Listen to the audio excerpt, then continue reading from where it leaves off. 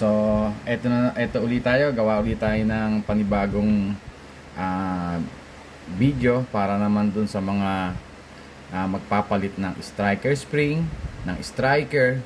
Ito yung tips and tricks na dapat nating gawin. So, simula ulit tayo. Safety check tayo. Makita nyo, empty chamber tayo. In a safe direction, pull natin trigger. Tanggalin natin ang slide. Yan. So, pagtanggal na natin yung slide, kahit hindi na natin tanggalin ng barrel, kahit na hindi na natin tanggalin ng recoil spring, kung striker lang papalitan, pwede na hindi alisin. So, gamit lang kayo ng pin. Merong slide dito sa gilid. Slide nyo siya pababa. Then, itong backplate, ganun din. Slide nyo. Then, tulak nyo lang siya pataas. Matatanggal na natin siya.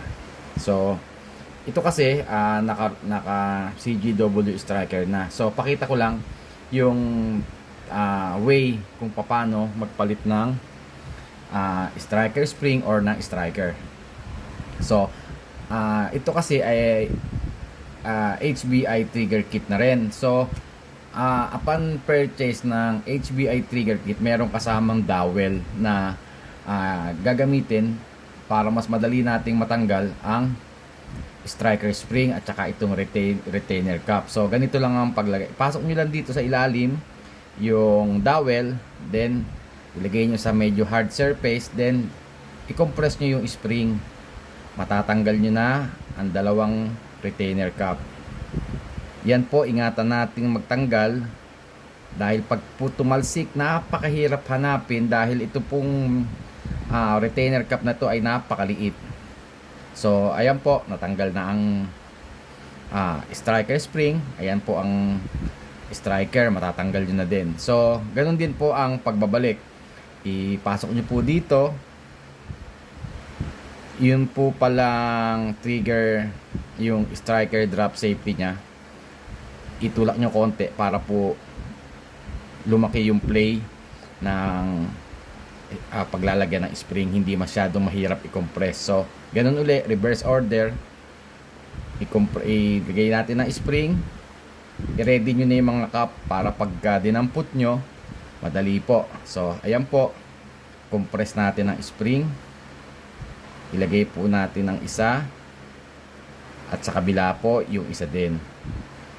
Ayan po, dahan-dahan nating release para kung hindi naman siya lapat, hindi po siya tatalsik. Ayan po, lapat po siya. So, napakadali po. Ganun lang po kadali. Then, ibalik po natin sa slide. Meron po itong marking. Meron po itong slide cut na ito po. Makikita nyo po siya dito. Then, ang slide po, meron din. So, dun nyo po siya ipapasok. Itapat nyo lang po. Ganyan lang. Meron pong siyang guide. Kaya hindi po kayo magkakamali ng pagbabalik. Ganun din po. Itayo nyo yung slide. I-ready nyo na yung backplate ng kaunting ganyan. Tulak nyo konti. I-ready nyo na po. Yan po. Naka-ready na siya. Gamitin nyo uli yung pang pin nyo. Yung pang slide nyo ng slide nyo po uling ganyan. Ayan. Ganyan lang po kasimple. Testingin po natin, ikabit po natin ang ating slide sa frame. Ayan po, safe direction. Ayan po, naikabit na po natin. Ganun lang po kasimple ang pagpapalit ng striker spring o pagpapalit ng striker natin. So, meron po tayong available na CGW striker.